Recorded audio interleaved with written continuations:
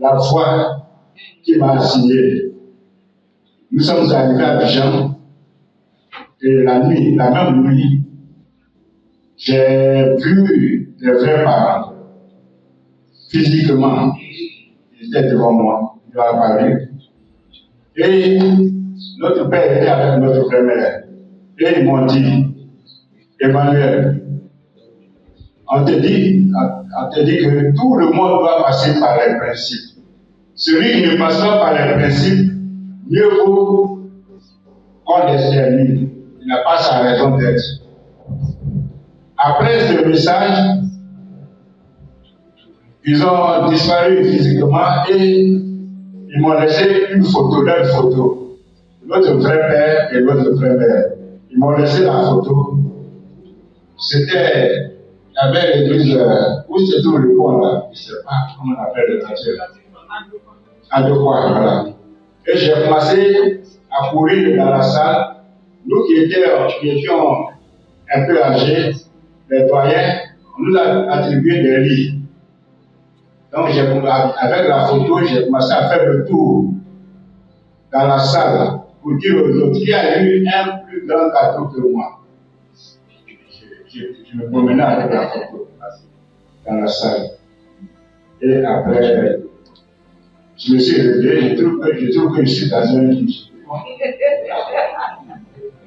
Pour la première fois, j'ai rencontré des amis, les préparants, j'étais vraiment content. Donc c'est le premier témoignage, comme c'est 10 minutes, je crois que je vais laisser l'autre pour une prochaine fois. Donc, comme j'ai encore le temps, l'autre père a envoyé des missionnaires, des Américains, en mission pionnière en Côte d'Ivoire. À Boaké, on nous a envoyé 2 missionnaires. Il y a un blanc et un noir. Le noir était chez Corée Richard et moi, on m'a attribué le blanc. Donc, j'étais tellement soucieux de ce missionnaire. Maman faisait tout pour préparer, parce qu'il n'est pas habitué à nos repas africains. Donc, maman faisait de son mieux pour le mettre un peu à l'aise.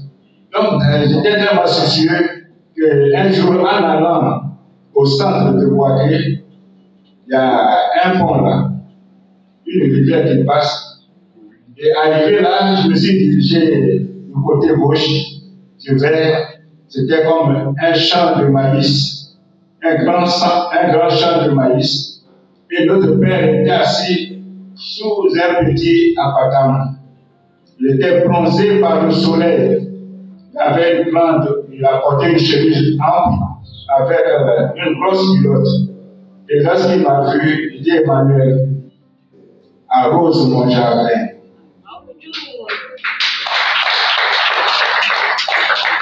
Il m'a dit d'arroser son jardin.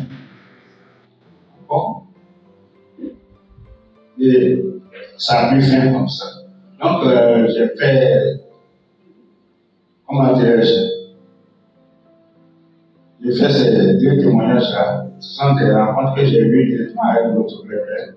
Et je me répands jusqu'ici. Il m'a dit d'arroser son jardin. Mais je prie qu'il me donne la force, l'énergie, les moyens, les possibilités de le faire. Et je vais le faire.